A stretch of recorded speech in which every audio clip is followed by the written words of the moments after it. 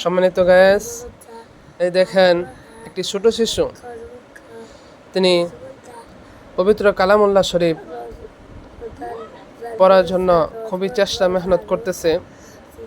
কারণ আল্লাহ নবী সাল্লাল্লাহু আলাইহি সাল্লাম বলেছেন, তার অসংখ্য হাদিসের মধ্যে থেকে একটি হাদিস হলো, খায়রুকুম মান তাআল্লামাল কুরআন ওয়া আল্লামাহ, তোমাদের মধ্যে সর্বোত্তম ওই ব্যক্তি যিনি কোরআন মাজিদ শিক্ষা করে এবং অপরকে শিক্ষা দেয়। এই জন্য আমরা সকলেই কোরআন মাজিদ শিক্ষা করার জন্য চেষ্টা করব এবং এই ছোট শিশুর জন্য আমরা সকলেই আল্লাহ তাআলার কাছে দোয়া করব যেন তিনি অতি শীঘ্রই পবিত্র কালামুল্লাহ শরীফ পড়তে পারে।